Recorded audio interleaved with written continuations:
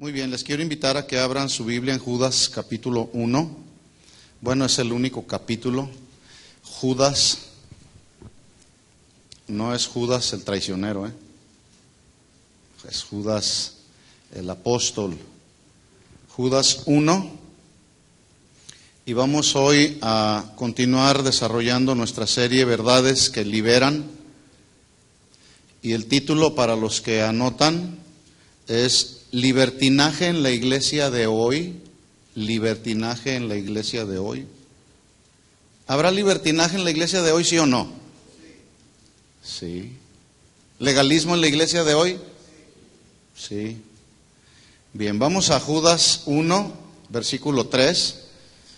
Dice la Biblia: Amados, por la gran solicitud que tenía de escribiros acerca de nuestra común salvación, me ha sido necesario escribiros exhortándoos que contendáis ardientemente por la fe que ha sido una vez dada a los santos, porque algunos hombres han entrado encubiertamente, los que desde antes habían sido destinados para esta condenación, hombres impíos que convierten en libertinaje la gracia de nuestro Dios y niegan a Dios, el único soberano, y a nuestro Señor Jesucristo. Hasta ahí vamos a leer. Oremos. Señor, te damos gracias esta tarde. Gracias porque a través de la alabanza, a través de la adoración, has preparado nuestro corazón. Has quitado todas aquellas cargas, Señor, que puede haber en el terreno de nuestro corazón, para que en ese sentido entonces podamos recibir la semilla de tu palabra y ésta caiga en buena tierra. Pedimos que nos hables al corazón y que venga luz que nos dé claridad a nuestra vida cristiana, y en ese sentido entonces también podamos conocer esas verdades que están establecidas en tu palabra y que nos liberan, Señor. Te pedimos todo esto en el nombre de Jesús. Amén. Amén. Libertinaje en la iglesia de hoy. Bueno, la semana pasada estuvimos hablando cómo es importante saber, entender cuál es el sentido real y verdadero de nuestra verdadera libertad en Cristo, porque cuando alguien no entiende de manera equilibrada cuál es el sentido de nuestra verdadera libertad en Cristo, pues bueno, puede estar en el riesgo de caer en dos extremos que son peligrosos. Uno, el libertinaje, o el otro, el legalismo. Estos dos extremos no son agradables delante del Señor. Dios los rechaza, porque la voluntad perfecta y agradable de Dios es que sus hijos nos mantengamos en nuestra vida cristiana, que nuestra vida cristiana sea una vida cristiana balanceada, equilibrada. Y saben, solamente la Biblia nos equilibra, nos da el equilibrio que necesitamos para no irnos al extremo del legalismo o al extremo del libertinaje. Entonces, ¿habrá libertinaje en la iglesia de hoy? Pues la respuesta triste y lamentable es que sí. Y es lamentable cómo muchos hoy se han desviado del camino de la verdad debido a la práctica de conductas que, aunque no están específicamente prohibidas como pecados en la Biblia, las desarrollan, las viven, las practican de una manera muy liberal, asumiendo algunos de ellos: es que yo no soy legalista, ¿verdad? Y cuando menos lo esperan, ya están fascinados, engañados y enganchados en algún pecado, como lo es el pecado de la pornografía, como ha enganchado a tantos creyentes y ministros el día de hoy. Y ya no pueden salir de ahí. ¿Por qué? Porque la pornografía se ha venido a convertir como en una droga que engancha a muchos, ¿verdad? Hoy en la mañana, estando en nuestra reunión allá en Casa de Oración Anaheim, después de haber compartido este mensaje, un hermano se acercó conmigo y me dijo: fíjate que allá en la iglesia donde yo estaba, el apóstol de nuestra congregación pues cumplía 25 años de matrimonio. Y la iglesia dijo: pues gloria a Dios, qué bueno. Entonces les dijo el apóstol: pues voy a cumplir 25 años de aniversario de bodas, 25 años de haberme casado, Y bueno, están todos ustedes invitados a esta celebración. Pero les tengo que aclarar una cosa. Yo voy a celebrar mis 25 años con algo que a lo mejor para muchos es muy fuerte y no pueden soportar. En mi celebración de 25 años vamos a bailar todos. Así que si alguien no acepta el baile que vamos a celebrar en mis 25 años, mejor ni venga. Este es un hombre que se supone debe de mantener un equilibrio. La iglesia, o mejor dicho, la Biblia prohíbe o permite el baile, porque algunos dicen, es que Él cambió mi tristeza en baile. Entonces de ahí se agarran para asumir que Dios autoriza y permite que haya baile en la iglesia, ¿verdad? Caen en un extremo de libertinaje, sin considerar exactamente lo que dice la Biblia. Bueno, legalismo dijimos que son todas aquellas prácticas o enseñanzas falsas que tengan como propósito atribuir efectos de salvación a las obras humanas. ¿Fuimos salvos por las obras o por la fe?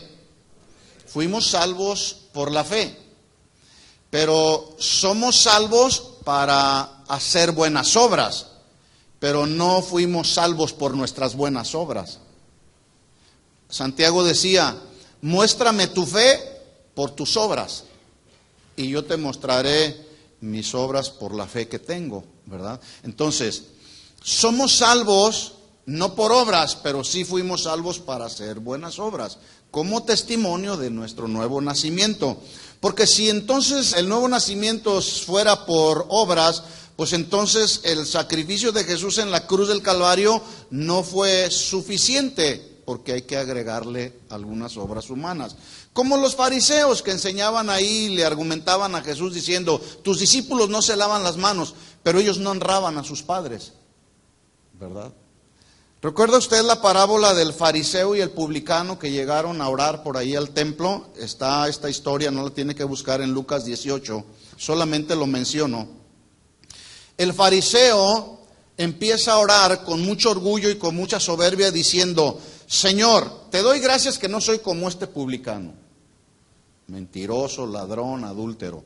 Yo en cambio, Señor, ayuno 2 veces a la semana y doy diezmo de todo lo que gano.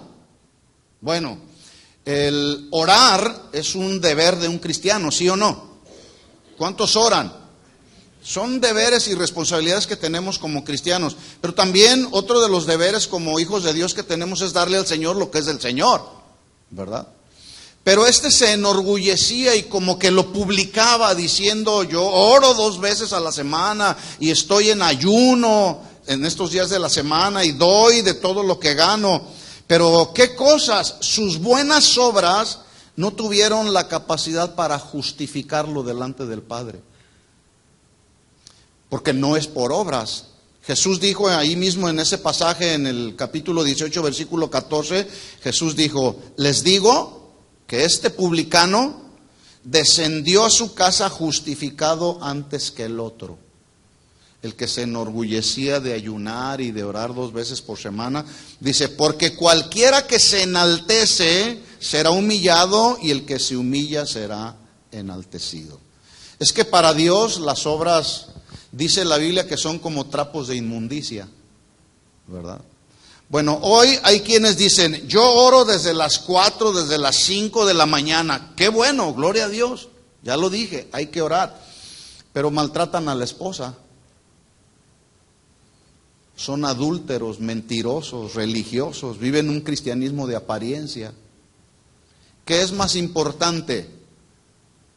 ¿Estar en la presencia del Señor y tratar bien a la esposa o estar en la presencia del Señor y maltratar a la esposa y a los hijos? Puro legalismo. Hay mucho legalismo en la iglesia. Fuimos creados, fuimos salvados pues para hacer buenas obras como testimonio de nuestro nuevo nacimiento, pero no somos salvos por las buenas obras. Por lo tanto, entonces, ¿habrá legalismo y libertinaje en la iglesia de hoy? Pues tristemente sí. El problema es que no caigamos nosotros en ese extremo del legalismo, del libertinaje. Vamos pues a estudiar estos dos versículos 3 y 4 del primer capítulo de Judas, o del único capítulo de Judas. Dice ahí Judas 1: Amados, por la gran solicitud que tenía de escribiros acerca de nuestra común salvación. ¿Sabe qué es lo que nos une a todos los cristianos nacidos de nuevo? La salvación. La salvación nos une. Eso es lo que tenemos en común, ¿verdad?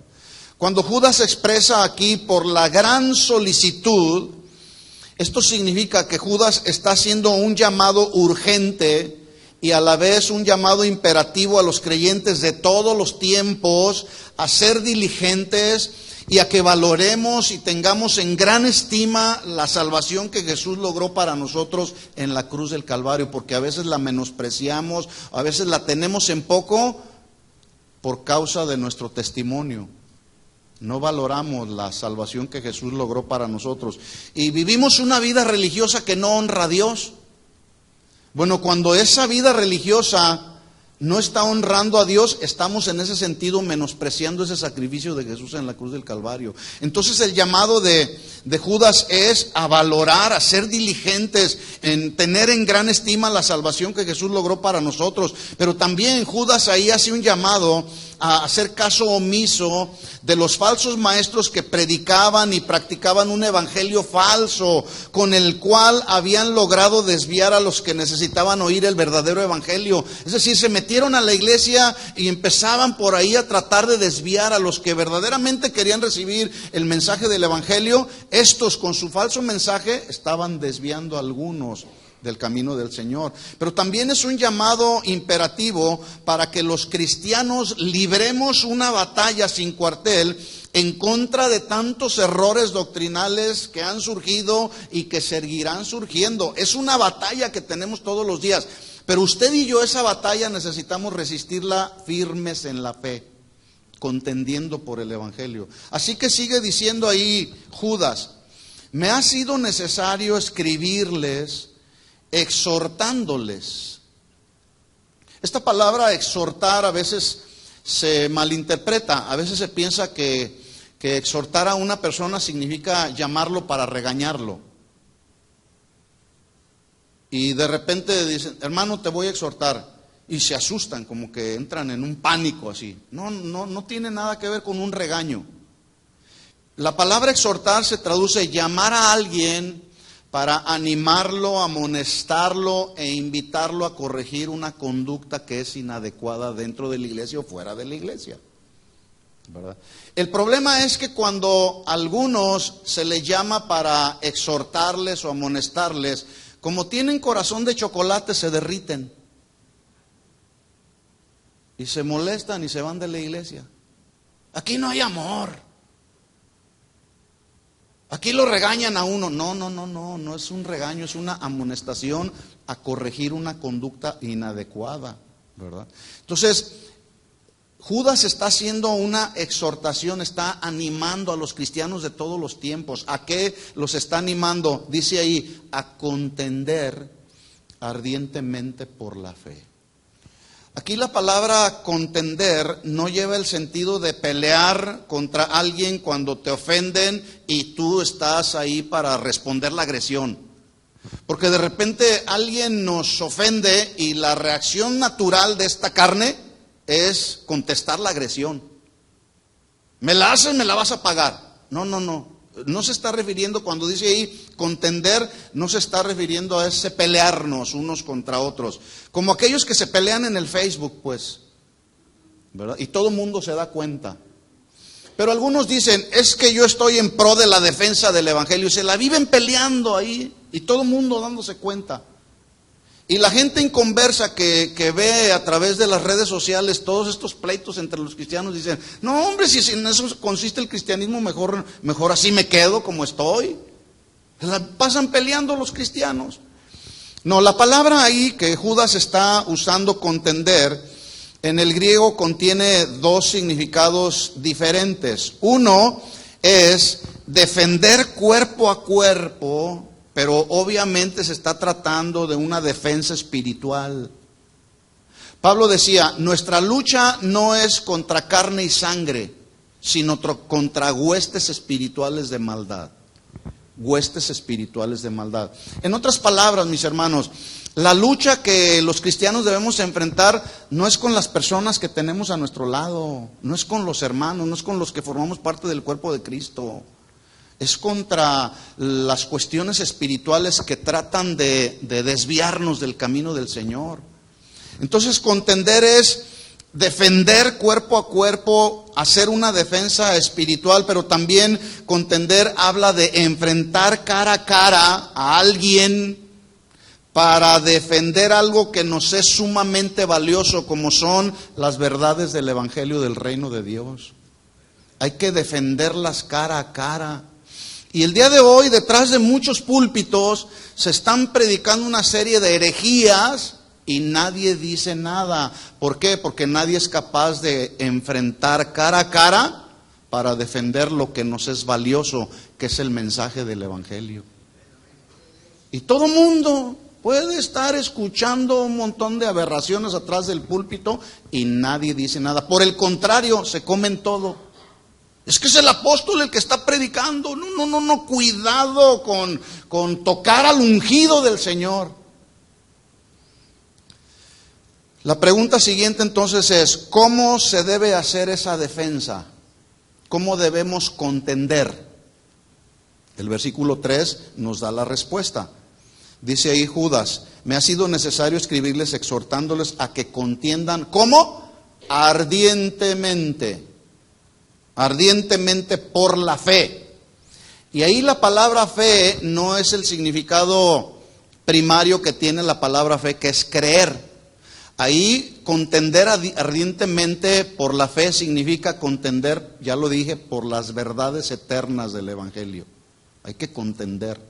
Cuando alguien está diciendo una falsa doctrina, tú con la autoridad que nos da la palabra, debemos acercarnos y decir, oye, eso que estás predicando no es el Evangelio verdadero, estás diciendo herejías, como aquel que fue confrontado por estar precisamente mal enseñando a la gente de la iglesia. Le dijeron, oye, lo que tú estás enseñando no está en la Biblia. Dice, sí, yo sé que no está en la Biblia, yo sé que no estoy predicando el verdadero evangelio, pero eso es lo que la gente quiere escuchar. Y tristemente eso es la verdad. Espero que aquí no, porque aquí no vamos a predicar herejías. Seguiremos en nuestro compromiso de predicar el verdadero evangelio, la sana doctrina. Entonces dice ahí Judas que contendamos ardientemente por la fe. Esta palabra ardientemente se traduce vigorosamente, pero también se traduce con determinación, pero también con valentía. Una ocasión en el libro de los Hechos, los apóstoles, los primeros cristianos y junto con los apóstoles andaban predicando el evangelio y de repente los agarran ahí los líderes de la iglesia religiosa, los meten a la cárcel y de repente Pedro se levanta, hace una defensa ahí, los sueltan y los amenazaron y les dijeron, les prohibimos que ustedes sigan predicando de ese Jesús del que ustedes predican. Y una vez que salen, ¿sabe usted lo primero que hicieron? Siguieron predicando con denuedo la palabra del Señor. Nada los atemorizó. Y hoy amenazan a algún cristiano, si tú sigues predicando te vamos a meter a la cárcel, y se callan la boca. Entonces dice ahí Santiago que nuestra defensa de la fe del evangelio debe de ser con determinación, pero también se traduce con convicción. Y el problema es que hoy nos encontramos con cristianos que no han desarrollado convicciones cristianas. Las convicciones cristianas nos las da la palabra de Dios. Entonces, ¿cómo puede alguien hacer una defensa del evangelio de manera ardiente, con convicciones, si no las tiene, si no las desarrolla? Entonces, ¿qué tenemos que hacer? Defender, contender ardientemente, con convicción, con fervor, las verdades que el Señor nos ha dado, que ha puesto en nuestra vida para predicarlas con toda honestidad. Debemos hacer una defensa con convicción. Pero además ardientemente también significa eficazmente. Y justamente es la traducción a la que Judas se está refiriendo en este verso. Así que podemos parafrasear este versículo 3 de la siguiente manera.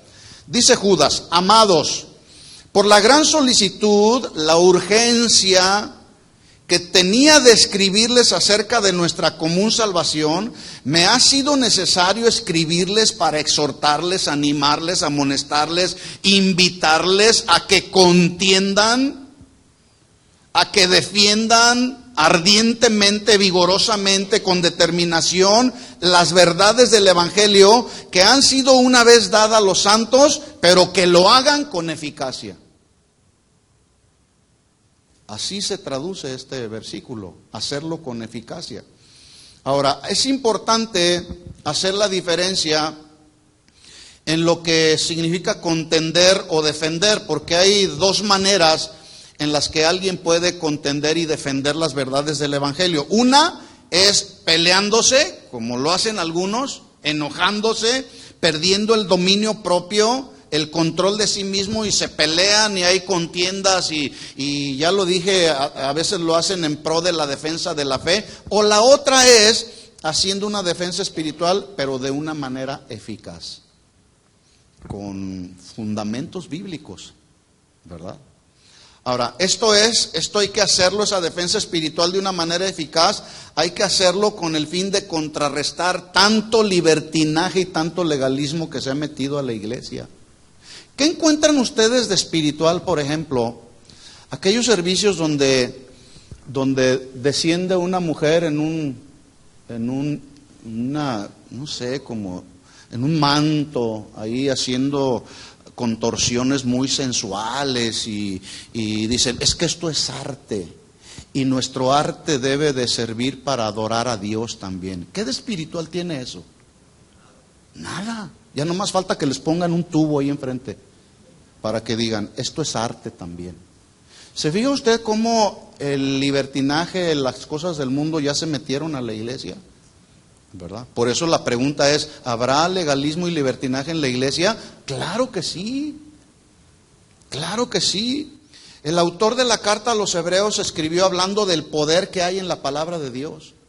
Él dijo en Hebreos 4:14, versículo que todos conocemos, porque la palabra de Dios es viva. ¿Por qué es viva la palabra de Dios? Pues la respuesta es porque contiene el aliento de Dios, contiene la vida de Dios. Por eso es viva, ¿sí? Pero luego añade otro calificativo y dice, y es eficaz. Esta palabra eficaz se traduce al castellano, es enérgica. La palabra de Dios es viva porque tiene la vida de Dios, tiene el aliento de Dios, pero es enérgica porque contiene el poder de Dios, que se acciona ese poder de Dios cuando la obedecemos. Por eso es eficaz. De nada le sirve a alguien leer la mera letra de la palabra logos, la letra que es logos, cuando dice ahí, perdonándose unos a otros. Todos sabemos, así dice la letra, que debemos de perdonarnos unos a otros. Y está bien, esa es una responsabilidad. Pero cuando esa palabra, la palabra logos, se convierte en nuestra vida en una palabra rema, que es vida en nuestra propia vida, cuando la obedecemos, ahí cambia todo. Porque ¿de qué le sirve a alguien de saber que la Biblia dice que debemos de perdonarnos unos a otros y no nos perdonamos? No sirve de nada. Entonces la palabra de Dios es viva porque contiene la vida de Dios, es eficaz porque contiene el poder de Dios que actúa cuando la obedecemos. ¿Se entendió? Y luego sigue diciendo ahí, la palabra de Dios es viva y es eficaz y más cortante que toda espada de dos filos y penetra hasta partir el alma y el espíritu, las coyunturas y los tuétanos y discierne los pensamientos y las verdaderas intenciones del corazón, que a veces nosotros como humanos no podemos discernir, pero la palabra sí, ¿verdad? Porque la palabra tiene el poder de Dios para consolarnos cuando hay tristeza. ¿Cuántos alguna ocasión han entrado en un periodo, en una etapa de tristeza, pero luego cuando vamos a la palabra del Señor, el Señor cambia esa tristeza por gozo?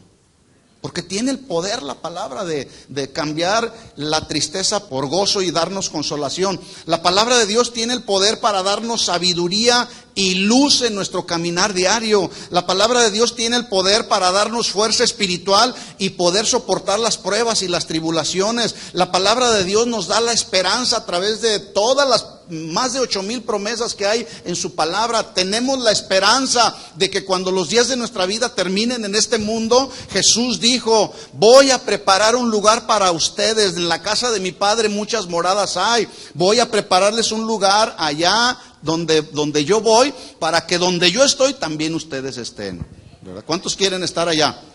Bueno, esta es la esperanza que nos da la palabra, ¿verdad? Pero algunos tienen temor de morir, pero la palabra nos da esperanza. La palabra nos limpia, mis hermanos, la palabra nos purifica, la palabra sana el alma de las heridas que luego hemos recibido cuando alguien nos traiciona, cuando alguien nos ofende. Vamos a la palabra y la palabra empieza a hacer su efecto sanador. La palabra de Dios nos infunde fe para seguir en las batallas de la vida cristiana, porque dice la Biblia en Romanos capítulo 10, versículo 17, dice que la fe viene por el oír. ¿El oír qué? La palabra de Dios, porque la palabra de Dios infunde fe en nosotros. Todo esto y mucho más es lo que tiene el poder de hacer la palabra de Dios a favor de nosotros. Pero los legalistas o los libertinos quieren torcer lo que la Biblia dice con el fin de desviarnos del camino. Y ahí toma sentido justamente el llamado de Judas cuando dice: quiero que contiendan, que defiendan ardientemente, vigorosamente, con convicciones, las verdades eternas del Evangelio que han sido una vez dadas a los santos. Una sola vez y para siempre. Es decir, lo que Dios estableció en su palabra ya está escrito aquí en la Biblia. Ya no hay que poner ni quitar nada. A eso se refiere cuando dice ahí que defendamos, contendamos ardientemente por las verdades del Evangelio que han sido dadas a los santos. Dice, pero háganlo de manera eficaz. Así que las verdades de Dios, mis hermanos, son inmutables. O sea, no cambian. Pero los libertinos las quieren cambiar en el día de hoy. Quieren rediseñar lo que la Biblia dice. Como ya lo hemos comentado, ellos en su sabiduría humana están rediseñando el matrimonio y la familia, según sus conceptos muy humanos. Pero las verdades de Dios son inmutables, esas no van a cambiar. Las verdades de Dios también son eternas, pero los libertinos las quieren modernizar. Las verdades de Dios también son absolutas, las cuales no se pueden negociar. Las verdades de Dios no están en la mesa de discusión, a ver si las obedecemos o no. Las verdades de Dios hay que obedecerlas y punto. ¿Sí o no? Son verdades de Dios que no aceptan el contenido de lo que se conoce como la filosofía o la corriente del pragmatismo. ¿Qué es el pragmatismo? Es una corriente filosófica que rechaza las verdades absolutas de Dios, asegurando que estas verdades pueden cambiar por lo que funciona. En otras palabras, ellos dicen, si me funciona, eso lo voy a hacer. El fin justifica los medios, para que mejor me entienda. ¿Verdad? No importa que no predique la palabra del Señor, con tal de que esté lleno el auditorio. No, ese no es el punto. ¿Para qué queremos un auditorio lleno de personas que se van a ir al infierno? Queremos que el auditorio se llene con personas verdaderamente nacidas de nuevo, regeneradas de nuevo, con una nueva naturaleza que solamente Dios nos da a través del nuevo nacimiento. Eso sí queremos, ¿verdad? Este sistema filosófico ha llevado, el pragmatismo, ha llevado a la práctica también de otra corriente filosófica llamada el subjetivismo. ¿Sí? Entonces, notemos muy bien, por eso es que Judas hace un llamado a contender ardientemente por la fe. ¿Por qué? Porque ese sistema filosófico, el pragmatismo, se ha metido a la iglesia, al igual que el subjetivismo. El subjetivismo tiene que ver con lo relativo en el modo de pensar, ¿sí? De una persona que no es cristiana, pero también de un creyente. En otras palabras, El subjetivismo hace a un lado también las verdades absolutas de Dios para entrar en el terreno de lo subjetivo. Por ejemplo, los que entran en este terreno de lo subjetivo dicen, sí, así dice la Biblia, pero yo pienso que debe de ser de esta manera. Yo pienso. Algo muy subjetivo, muy relativo. Algunos otros dicen, sí, en la Biblia dice, pero yo siento que debe de ser de esta manera. Pero algunos que entran en el terreno de lo subjetivo, que son más espirituales, dicen, a mí Dios me dijo que esto o aquello. ¿Dios te dijo? Bueno, estas personas que entran en el terreno de lo subjetivo ya no creen en lo que Dios ha establecido en su palabra. Ahora creen más en lo que otros piensan, en lo que otros sienten o en lo que otros suponen que Dios dijo cuando Dios no ha dicho nada. ¿Cuál es la razón por la cual Judas dice que debemos contender por las verdades del Evangelio? En otras palabras, ¿cuál era el peligro que estaba enfrentando la iglesia a la que Judas les escribió? ¿Por qué escribió con tanta insistencia, haciendo un llamado imperativo a contender, a defender las verdades del Evangelio? La respuesta nos las da el versículo 4, de ahí mismo de Judas 1:4. Dice, porque algunos hombres y mujeres, incluye a las mujeres también, porque habrá mujeres que se meten a la iglesia encubiertamente para tratar de desviar a algunos, o nomás los hombres. No, también las mujeres, por si usted no sabía. Una ocasión allá en nuestra congregación en Guadalajara, hace muchos años, de repente empezamos a ver ahí una mujer que en apariencia se veía muy espiritual, con una muy buena apariencia de piedad. Cuando estaban los momentos de alabanza y de adoración, en la alabanza entraba en un gozo impresionante, danzaba y aplaudía. Entrábamos en los momentos de los cantos de adoración y hasta lloraba. Pero de repente empezamos a ver que hablaba con uno que estaba al lado y luego con el otro. Y quién sabe cuántas cosas decía, y luego con el de atrás. Al rato ya terminaba la reunión y ya tenía un grupito ahí de personas a las que les estaba hablando. Entonces de repente la llamamos y le dijimos, a ver usted, ¿a qué vino aquí? ¿Quién es usted? ¿De dónde viene? ¿A qué viene? Dice, yo traigo una misión que cumplir en este lugar. A ver, pues díganos cuál es su misión. La misión que me encomendaron fue hacer caer al pastor y a los líderes de esta iglesia. ¿Saben quién era esa mujer? Era una servidora de la iglesia satánica en Guadalajara, que fue enviada a hacer caer al pastor y a los líderes de la iglesia.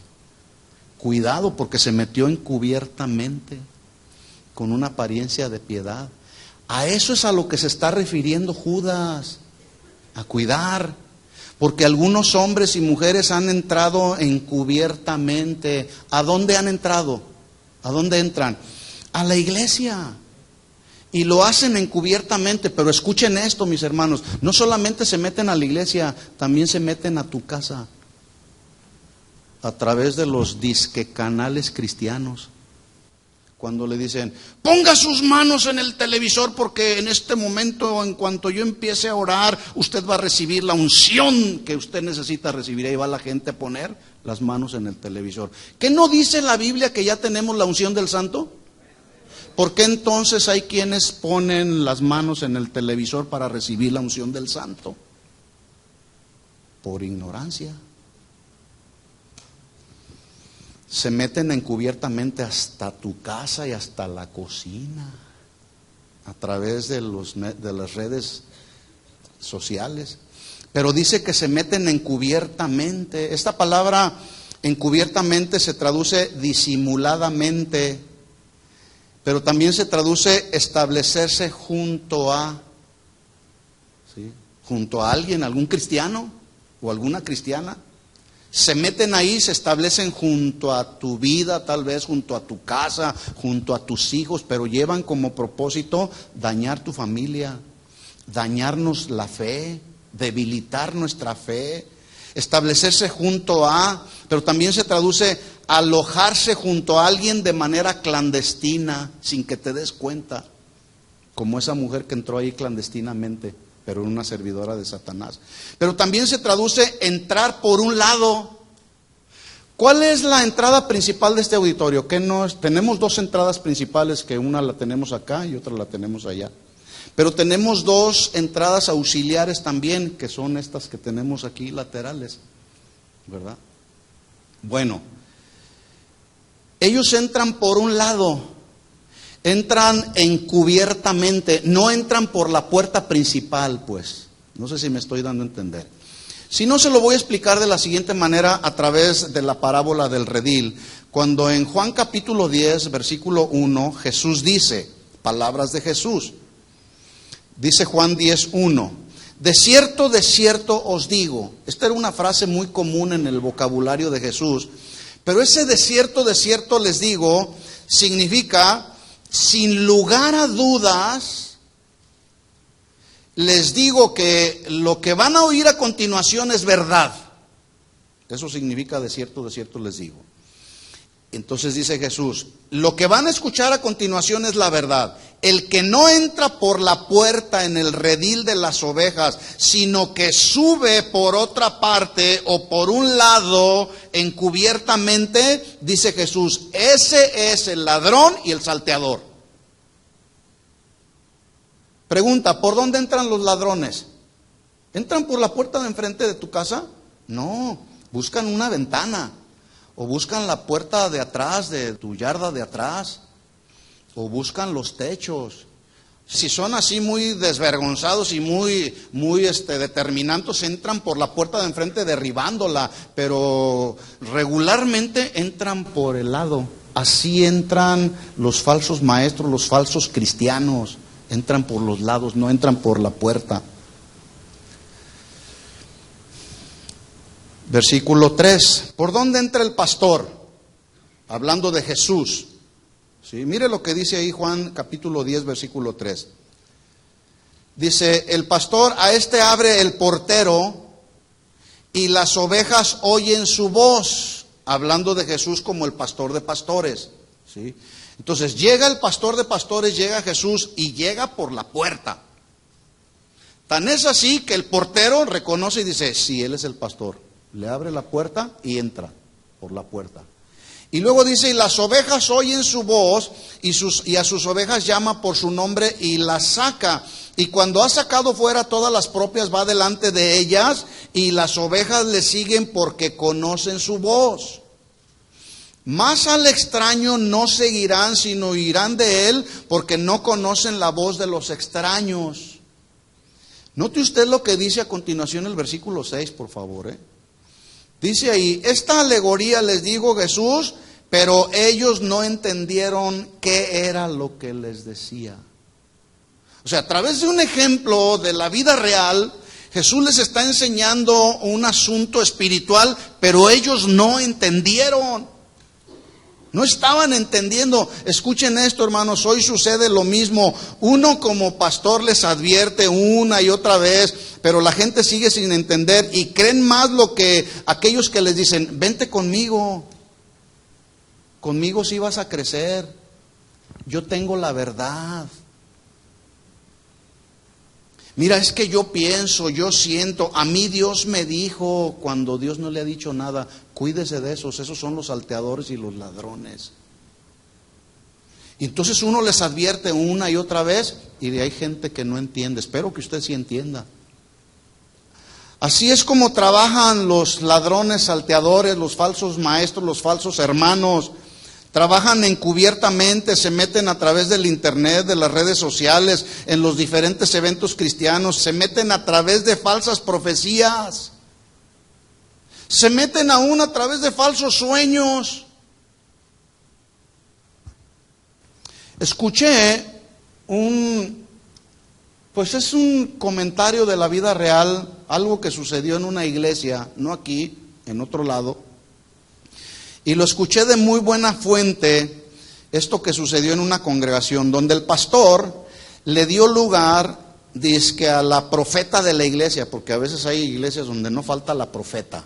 Lo que dice la profeta, eso se hace, o el profeta. Y les dice el pastor, bueno, pues ya conocen aquí a nuestra hermana, es la profeta, y ella nos va a compartir un sueño que tuvo. Un sueño. Ah, por cierto, pregunta, ¿todos los sueños que soñamos son sueños de Dios? ¿Sí o no? No. No. Algunos de esos sueños, escuchen bien, hermanos, hay que tener mucho cuidado con esto. Algunos de esos sueños que luego soñamos son producto de nuestra imaginación. Algunos de esos sueños son producto de lo que está alimentada nuestra mente, nuestra alma y nuestro corazón. Y si no me cree, póngalo usted en práctica esta noche. Póngase a ver esta noche una película de terror así impresionante y va a ver usted lo que va a soñar. Le aseguro que no va a soñar con angelitos, va a soñar con puros demonios. Porque de lo que está alimentada nuestra mente y nuestra alma, eso empieza a salir aquí en los sueños. Entonces, ¿todos los sueños que soñamos son de Dios? No, por favor, hermanos. Otra pregunta, los sueños que soñamos, que ya sabemos que no son de Dios, ¿darán dirección espiritual asumiendo que ese sueño que tuve es la voluntad de Dios? ¿Sí o no? No, por favor. Es que Dios me dijo, es que yo soñé esto. Pues sí, pero no significa que eso Dios te está dando la dirección para que actúes sobre eso que soñaste. Ah, entonces si alguien sueña que se va por un precipicio, ¿lo va a cumplir? No todos los sueños que soñamos vienen de Dios, hermanos. Tampoco los sueños nos deben de marcar una dirección espiritual para, en ese sentido, asumir que es la voluntad de Dios. No tanto los sueños como las profecías provienen de Dios. Por eso la Biblia dice que hay que discernir las profecías y eventualmente algún sueño a la luz de la palabra, mis hermanos. Porque le voy a decir una cosa, el día de hoy hay muchos sueños por ahí que andan pululando. Y la gente dice, es que soñé. Y se van con los sueños. Bueno, estábamos con la hermana esa que pasó el pastor, ¿verdad? Pasa la hermana y le dice el pastor, bueno hermana, pues tiene usted el lugar. Hable usted, hermana, y el pueblo escucha. Y ahí está la hermana. Hermanos, pues anoche tuve un sueño. Y en el sueño Dios me dijo que debemos lavarnos los pies los unos a los otros como lo hizo Jesús. ¿Se acuerda en Juan capítulo 13 que Jesús narra ahí de un suceso práctico y literal que hizo Jesús? Jesús estaba enseñando un principio espiritual que tiene que ver con la grandeza del servicio. Ese es el sentido del por qué Jesús lavó los pies de los discípulos. Ese fue el sentido literal. No lo dejó Jesús como un mandamiento en el cual todos debemos practicarlo, ¿verdad? Jesús, vuelvo a repetir, está dando ahí una enseñanza que tiene que ver con el servicio. Porque después dice Jesús, así como vieron lo que yo hice, así háganlo todos ustedes. Sírvanse unos a otros por amor. Bueno, dice la hermana, pues Dios dijo que, en el sueño Dios me dijo que debemos lavarnos los pies los unos a los otros. Así que dice el pastor, bueno, pues vamos a lavarnos los pies los unos a los otros.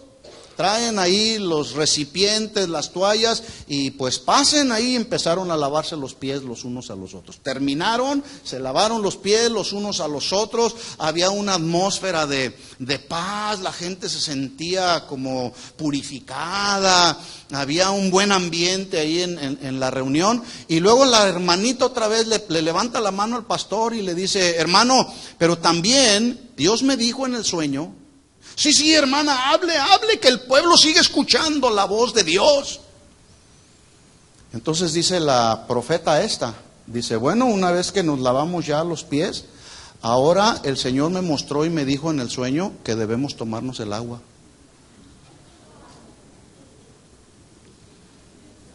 Pregunta, ¿ese sería un sueño de Dios? ¿Se fija cómo ese sueño lo hicieron literal? Ahora, ¿Qué cree usted que hicieron el pastor y toda la iglesia? Se tomaron el agua. Se tomaron el agua con su callo de hacha y ojo de pescado.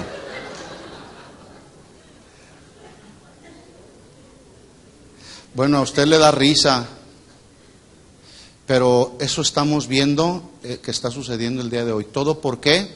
Por la ignorancia que hay de las Escrituras. Y cuando hay tal ignorancia de las Escrituras, la gente cae en esos excesos. Por un lado en el extremo del libertinaje y en otro lado el extremo del legalismo. Por eso Judas dice, contiendan ardientemente por las verdades eternas del Evangelio. Que no les digan, que no les cuenten, eso es mentira. Hay que estar listos. Todo lo que escuchemos aquí, en todo lugar, cualquier mensaje que tú escuchas, seamos como los de Berea. Que vamos a la Escritura a ver si lo que me están diciendo es verdad, es realidad, a ver si coincide con lo que Dios dijo. Porque no es lo que yo pienso, no es lo que yo siento, es lo que dice Dios aquí en su palabra, mis hermanos. Por eso hay que contender ardientemente por la fe. Entonces dice Jesús en Juan 17, regresando a este pasaje, volvió pues Jesús a decirles, de cierto les digo, yo soy la puerta de las ovejas. Todos los que antes de mí vinieron ladrones son y salteadores, pero no los oyeron las ovejas. Dice Jesús, versículo 9, yo soy la puerta. El legalista y el libertino no quieren entrar por la puerta que es Cristo, inventan sus propias reglas, sus propias formas de hacer la obra del ministerio. En otras palabras, no se quieren someter a lo que dice la Biblia y a quienes Dios ha establecido en su iglesia. Dicen, sí, ahí dice, pero a mí Dios me dijo que debe de ser de esta manera. Y no se quieren someter a lo que dice Dios, ni a lo establecido por Dios en la iglesia. ¿Cuántos saben que Dios es un Dios de orden? Dios es un Dios de orden. Y cuando hay desorden, Dios establece su orden, ¿verdad? Bueno, en la iglesia, en la congregación local, hay un orden. En esta congregación hay un orden. Y es un orden y una disciplina bíblica, basado en la Biblia, ¿verdad? Bueno, si usted forma parte de esta congregación, ¿sí? Si usted forma parte de esta congregación y tiene la convicción que esta es su congregación, ¿qué es lo que usted tiene que hacer? Someterse a las reglas del orden y disciplina que hay en esta iglesia. Pero si usted dice, sí, yo voy a casa de oración porque me gustan los cantos, por esto, por aquello, pero yo voy a hacer con mi vida lo que yo quiera y yo voy a llegar a la hora que yo quiera y voy a escuchar lo que me convenga, pues entonces este no es lugar para usted. Se equivocó de congregación. Porque hay personas que no se quieren someter. Aquí hay un liderazgo en la iglesia, porque pues hay un orden. Yo estoy sometido a una autoridad, a quien rindo cuentas. O sea, yo no me gobierno solo. Entonces, ¿por qué? Porque estamos establecidos en el orden que Dios establece en su palabra, ¿verdad? Entonces, dice Jesús, yo soy la puerta, pero ellos no quieren someterse a la puerta, a las reglas de Jesús, pues. No se quieren someter, pero quieren entrar por las puertas de los lados. Lo hacen de manera encubierta, simulada y obviamente con una muy marcada apariencia de piedad. Entonces dice Jesús, yo soy la puerta. El que por mí entrare, es decir, el que en base a mis reglas de la palabra camina, entonces será salvo y entrará y saldrá y hallará pastos. ¿Sí? ¿Cuándo? Cuando nos establecemos en lo que dice Jesús, ¿verdad? Vamos a encontrar lo que nuestra alma está necesitando. Regresemos pues a la carta de Judas, en el capítulo 1, versículo 4, dice, porque algunos hombres han entrado encubiertamente, simuladamente, por un lado, con una muy buena apariencia de piedad, los que desde antes habían sido destinados para esta condenación. Desde antes habían sido destinados para esta condenación.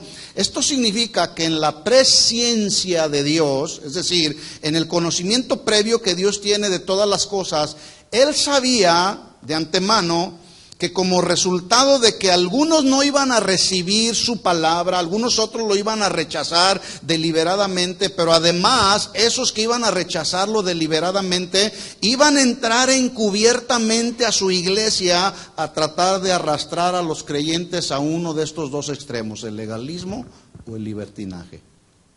Hoy sucede lo mismo.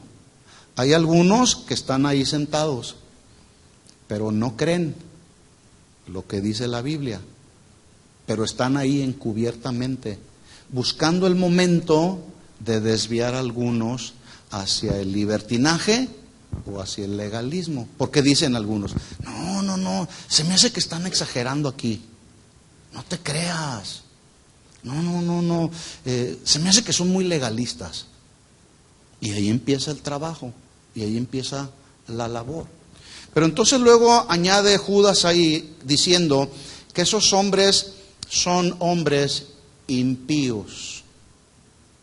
¿Usted sabe lo que significa la palabra impío? Bueno, impío, la traducción del griego es actuar deliberadamente con rebeldía, con irreverencia. Rebeldía e irreverencia, pero escuche, contra Dios. Sí, en tu palabra dice, Señor, pero yo digo esto, yo puedo hacer con mi vida lo que yo quiera. Eso es rebeldía y es irreverencia y además es blasfemia contra Dios. No se quieren someter. Aunque están dentro de las iglesias, sus acciones y pensamientos de estos impíos son malvados, son irreverentes, porque se rebelan contra Dios, contra su palabra, pero también se rebelan contra lo establecido por Dios en su iglesia, ¿sí? Es posible que algunos de ustedes, estando ahí sentados, están escuchando la predicación y de repente les surge el libertino que les dice, no es para tanto, no te creas, se me hace que el hermano que está ahí está exagerando. Y entonces el otro, y más si es un recién convertido, de repente dice, ¿de veras, verdad? Bueno, si usted está ahí sentado y la palabra está haciendo su efecto para redarguirnos, amonestarnos, consolarnos, y de repente empieza a escuchar por ahí a alguien que le dice, no te creas, el hermano es medio exagerado. Escuche esto, esos son los síntomas de un libertino. Aprenda a discernirlo. Así empiezan, diciendo, no, son medios exagerados, ¿sí? Por lo tanto, entonces sigue cobrando sentido el llamado urgente e imperativo de Judas cuando dice, leo desde el versículo 3, amados, por la gran solicitud que tenía de escribirles acerca de nuestra común salvación, me es necesario escribirles exhortándoles que contiendan ardientemente por la fe que ha sido una vez dada a los santos, pero háganlo de manera eficaz, porque algunos hombres han entrado encubiertamente, los que desde antes habían sido destinados para esta condenación, son hombres impíos, rebeldes, irreverentes, malvados contra Dios. Hay que cuidarnos de ellos, porque se meten a la iglesia o se meten a tu casa, ¿verdad? Una ocasión se nos metió uno de esos liberales o libertinos a una de nuestras reuniones de jóvenes. Aguas sales con los libertinos que se meten a las reuniones de jóvenes, cuidado. Justo se metió este hombre cuando se les estaba enseñando a nuestros jóvenes acerca de la pureza sexual, de que se guardaran en el área sexual hasta el día del matrimonio, porque cuando alguien desarrolla la sexualidad fuera del marco del matrimonio, está cometiendo el pecado que se llama fornicación. ¿Sí o no? Bueno, entonces el encargado de los jóvenes les estaba animando a los jóvenes, jóvenes, guárdense, mantengan su pureza sexual hasta que lleguen al altar, ¿sí? Y entonces se acerca el liberal con un joven recién convertido y le dice así al oído, no te creas tanto de eso que están diciendo, son medios legalistas y exagerados aquí. Mira, te lo voy a explicar de esta manera. Si Dios nos creó con impulsos sexuales fue para desarrollarlos y disfrutarlos, ¿sí o no? Él dijo, pues sí, contestó aquel joven. Bueno, por ejemplo, ¿para qué crees que Dios nos dio 2 pies? Pues para usarlos caminando, ¿no? Dice el joven, pues sí, acuérdese, es un jovencito nuevo, ¿verdad? Sí, pues Dios nos dio 2 pies para caminar y usarlos. Bueno, si Dios puso aquí en nuestro cuerpo los oídos, pues fue para usar el oído.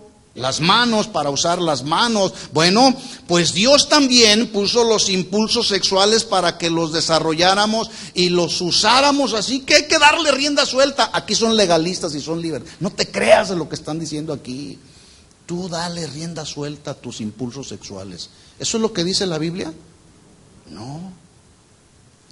Por eso hay tanto libertinaje que se ha metido dentro de la iglesia. Y tantos jóvenes han caído en pecados de fornicación y hombres y mujeres casados en pecados de adulterio. Porque no hay una convicción cristiana. Pero Judas dice hay que contender ardientemente por la fe. Incluso este joven, cuando está escuchando a este liberal que le está diciendo, dice, oiga, pero mire, cuando yo era niño me llevaban allá a la doctrina, al catecismo, y ahí me enseñaron los 10 mandamientos, y me doy cuenta que ahí en los mandamientos dice que no fornicarás y que no adulterarás. ¿Cómo está eso? Usted me está diciendo que él ha puesto los impulsos sexuales para usarlos y desarrollarlos, pero por otro lado la Biblia dice que no forniquemos, que no adulteremos. No, dice el liberal. No te creas de eso, eso es de la ley. Ahora estamos bajo el régimen de la gracia. Y acá yo en el extremo del legalismo. ¿Sí? Pregunta, ¿estamos bajo el régimen de la ley o estamos bajo el régimen de la gracia? ¿De dónde? De la gracia. Bueno, para todos aquellos que dicen que el adulterio, la fornicación es de la ley, porque ahora estamos en la gracia, pues bueno, esa es una verdad a medias. Es cierto. Ya no estamos bajo el régimen de la ley, escuchen esto, de la ley ceremonial. Pero seguimos estando bajo el régimen de la ley moral de Dios. Y resulta que el adulterio, la fornicación, el honrar a los padres tiene que ver con la ley moral de Dios, tanto en el Antiguo Testamento como en el Nuevo Testamento. En el Antiguo Testamento, ¿sí?, adulterio es adulterio. En el Nuevo Testamento el adulterio sigue llamándose pecado de adulterio, porque es la ley moral de Dios. Pero los libertinos dicen, no, eso es de la ley. Si el Señor nos hizo libres, pero escuchen, de la ley ceremonial. Bueno, los hombres impíos, rebeldes, irreverentes, malvados contra Dios, que se meten encubiertamente, ¿qué hacen? Dice ahí en Judas, convierten en libertinaje la gracia de nuestro Dios. Bueno, pues es que es por gracia, todo es por gracia, no hay problema, vamos a darle rienda suelta a los impulsos sexuales que Dios puso en nosotros. Ahí la palabra convertir se traduce pervertir o cambiar. Dice ahí Judas que los hombres impíos convierten en libertinaje la gracia de nuestro Dios. Así que podemos leer que ellos pervierten el concepto de la gracia en libertinaje, lo pervierten. Pero también podemos leer que ellos, los libertinos, cambian el sentido de la gracia por el libertinaje. Y aquí entonces tenemos que definir el concepto bíblico de la gracia, que es que Dios nos salvó. Escuchen esto, es muy importante, el concepto bíblico de la gracia. Dios nos salvó aún a pesar de que no lo merecíamos. ¿Verdad que no lo merecíamos? Merecíamos la muerte.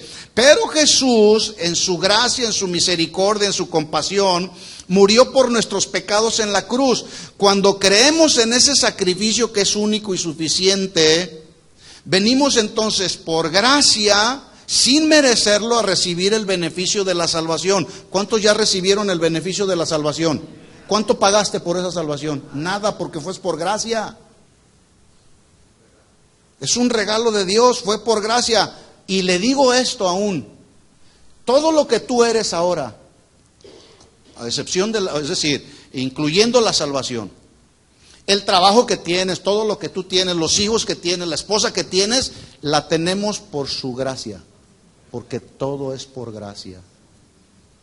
No es porque somos muy buenos. Es que mis hijos, estoy orgulloso de que mis hijos no son drogadictos, no son delincuentes, no son pandilleros. Pues dale gracias a Dios porque es por su gracia.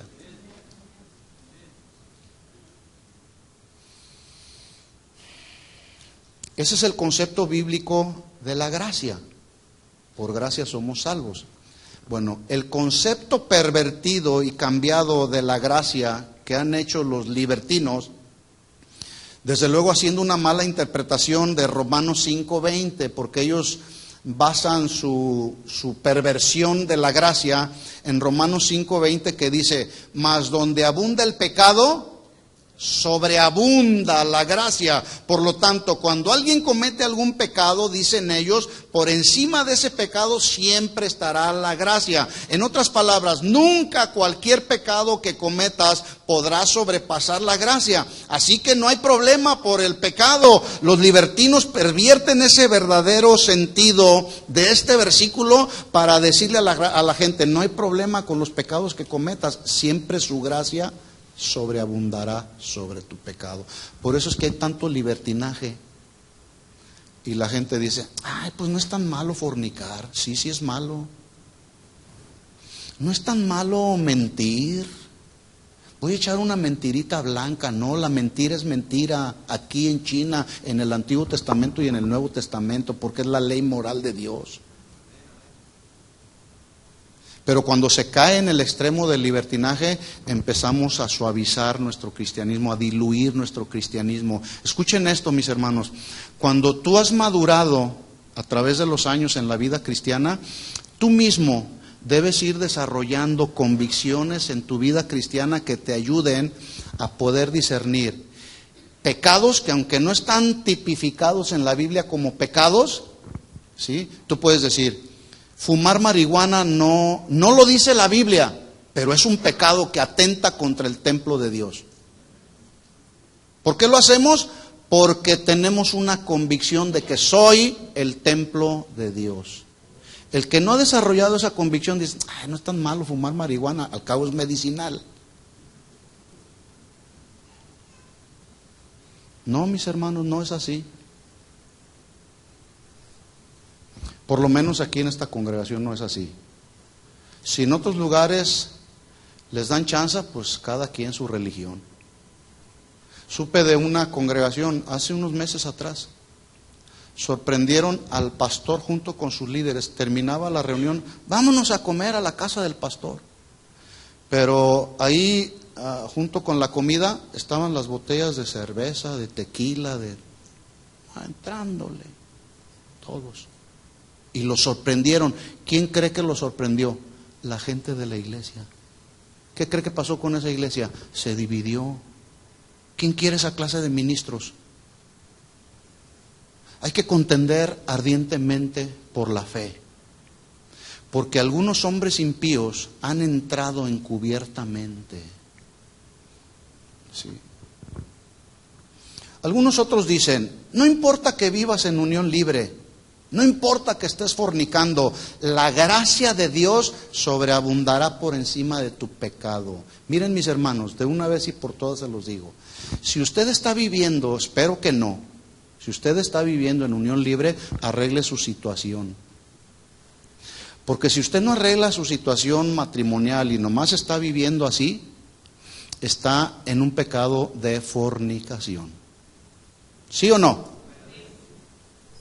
Obviamente esto que estoy diciendo a los libertinos no les gusta. No les gusta. Es que no tengo para casarme, no tengo para hacer una fiesta, para hacer una celebración de matrimonio. No necesitas eso. Lo que necesitas es alinearte con Dios.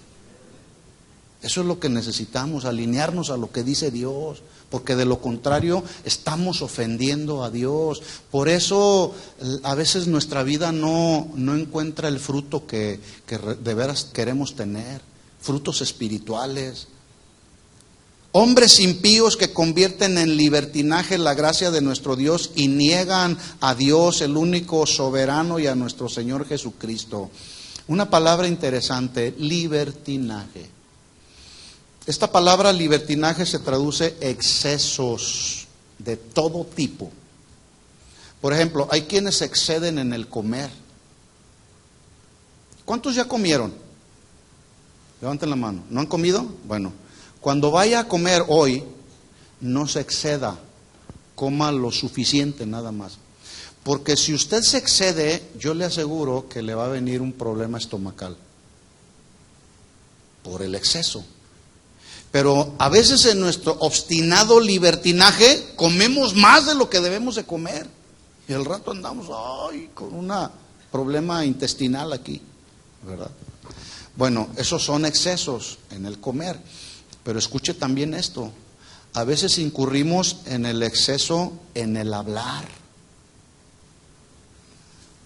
A veces hablamos de más. Mi mamá nos decía: mira, tú hablas y hablas y hablas porque la lengua no tiene hueso. Y sí, es bien fácil. Porque si fuera de otra manera, pues nos refrenábamos. Pero a veces hablamos y hablamos, inclusive muchas de esas ocasiones de todo lo que hablamos son puras mentiras, apreciaciones personales, especulaciones personales, hablamos cosas sin fundamento porque nos gusta hablar. Eso es libertinaje en el hablar, exceso en el hablar. Y escuchen lo que dice la Biblia en Proverbios 10:19. El autor de Proverbios, Salomón, con toda sabiduría, él dijo: en las muchas palabras no falta pecado, mas el que refrena su lengua es prudente. Hermanos, hay que refrenar la lengua, porque eso es prudencia. No hay que excedernos en el hablar, ¿verdad? Se excede en el uso y en el abuso de bebidas embriagantes, de drogas, argumentando que la Biblia no los prohíbe literalmente. También libertinaje, mis hermanos, se traduce desenfreno. No solamente exceso, sino desenfreno. Es decir, no tiene freno de nada. Como aquel auto que se va en una bajada y perdió los frenos. Y se va y nada lo puede detener hasta que llega con alguna otra parte sólida y se detiene ahí. Solamente algo lo puede detener. Pero va en una caída libre, sin freno. Y libertinaje también está implicando, escuchen esto, libertinaje sexual, exceso en la sexualidad. Cuando dice ahí que estos convierten en libertinaje la gracia de Dios, se está refiriendo al libertinaje que hay en la sexualidad. Y yo se los tengo que decir, ¿verdad? Si usted está en un libertinaje en el área sexual, póngale freno. Pongamos freno. O en cualquier otra área, ¿verdad? ¿Habrá libertinaje en la iglesia de hoy, sí o no? Ahora, el punto es este, mis hermanos, Hay tanto libertinaje en la iglesia de hoy como legalismo en la iglesia de hoy, ¿sí o no? Bueno, el punto es, asegurémonos no ser nosotros los libertinos o los legalistas. Ahí está el punto. Voy a terminar haciendo algunas preguntas, desde luego no para ustedes, para los libertinos que pudieran estarnos escuchando, ¿verdad? Primera pregunta. Señor libertino, lo voy a poner así. Si Dios te libró del pecado y de la condenación eterna del infierno, ¿lo hizo para que siguieras en el pecado argumentando que donde abunda el pecado, sobreabunda la gracia? ¿Cuál sería la respuesta? No, no fue para eso. Si Dios nos libertó del pecado, pues hay que alejarnos cada vez más del pecado, ¿no es cierto? Otra pregunta. Si Dios te sacó, señor libertino, si Dios te sacó de una vida cristiana religiosa, ¿tú crees que fue para meterte a una vida religiosa otra vez en el cumplimiento de las reglas ceremoniales? ¿Cuál es la respuesta? No. Pero los libertinos y legalistas dicen, no, yo voy a regresar a la ley, me voy a lavar las manos. Legalismo. Otra pregunta. para el legalista o el libertino, si Dios te libró del pecado, ¿fue para continuar viviendo como nos da la gana a tu manera y no a la manera de Dios? No. Si Dios te libró de todo pecado como lo es el adulterio, la fornicación, la mentira, ¿fue para seguir en el adulterio, la fornicación o la mentira? No. Esta está buena, ¿eh? Escuchen, señores libertinos. Dice así la pregunta: si Jesús es tu Salvador, ¿será que ahora, según tu libertinaje, se ha convertido en tu solapador? No. ¿Cuál es la respuesta? No. Jesús no es solapador de nadie. Jesús no tiene predilectos. El pecado delante de Jesús es pecado. ¿Sí?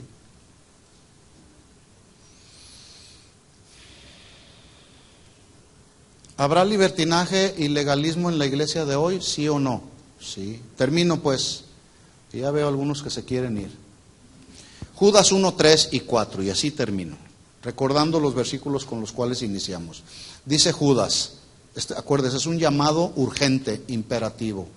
Amados hermanos de casa de oración, hoy en Fontana, aquí, por la gran solicitud que tenía de escribirles acerca de nuestra común salvación, me es necesario escribirles, exhortándoles que contiendan ardientemente, fervorosamente, con convicción, por la fe, por las verdades del Evangelio, que han sido una vez dadas a ustedes los santos, porque algunos hombres han entrado encubiertamente, los que desde antes habían sido destinados para esta condenación, hombres impíos que convierten en libertinaje la gracia de nuestro Dios y niegan a Dios, el único soberano, y a nuestro Señor Jesucristo.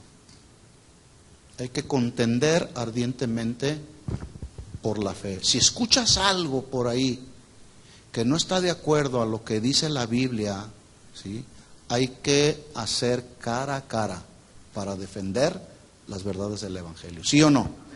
Bueno, ese es el mensaje. Mantenernos en el equilibrio de la palabra, en el balance que nos da la palabra, ¿sí?, para no desviarnos ni a un extremo ni al otro. Mantenernos en el equilibrio. ¿De acuerdo? Oremos al Señor y pidámosle que Él nos ayude a mantenernos en su palabra. Le invito a que se ponga de pie y juntos hagamos un compromiso delante del Señor de no alejarnos ni al lado derecho ni al lado izquierdo. Oremos. Señor, te damos gracias esta tarde. Gracias por la oportunidad que tú has dado a nuestra vida de poder ser expuestos a tu palabra, Señor. Y que en tu palabra, Señor, encontramos exhortaciones, llamados urgentes, como este llamado que hace tu siervo Judas, a contender ardientemente por la fe. Eso queremos hacer. Habla con Él y haz un compromiso con el Señor. Sí, Señor, nos comprometemos, Señor, a alinearnos a lo que dice tu palabra, no a lo que dicen otros, según su pensar, según su sentir, o según dicen ellos lo que tú has dicho cuando tú no has dicho nada, o según sus sueños, o según sus revelaciones personales o muy humanas. No, Señor, queremos alinearnos a lo que dice tu palabra, Señor. Porque ahora sabemos, como ya hemos escuchado, que hombres han entrado encubiertamente, que son hombres impíos que convierten en libertinaje tu gracia, Señor. No, Señor, ayúdanos a seguir desarrollando convicciones firmes y que esas convicciones vengan como resultado de que cada día escudriñamos tu palabra y tú traes luz a nuestro corazón y las verdades de tu palabra, Señor, nos dan revelación, Señor. Queremos mantenernos en la luz de tu palabra, que tu palabra sea siempre la lámpara que alumbre nuestro caminar diario, Señor. Que no nos vayamos ni al lado izquierdo ni al lado derecho, ni al legalismo ni al libertinaje, que nos mantengamos siempre en el centro de tu perfecta voluntad, Señor. Ayúdanos cada día, Señor, a ser oidores de tu palabra, Señor, y hacedores de la misma, Señor. En el nombre de Jesús, gracias por este tiempo que tú nos permites aprender de ti una vez más, Señor. Nos encomendamos a ti y a la palabra de tu gracia, que es la única que tiene el poder para sobreedificar en nuestra vida, Señor. Te lo pedimos todo esto en el nombre de Jesús. Y la iglesia del Señor dice amén y amén. Dale un aplauso de alabanza a nuestro Señor. Gracias, Señor Jesús. Gracias, Señor. A ti la gloria y la honra siempre, Señor. Amén.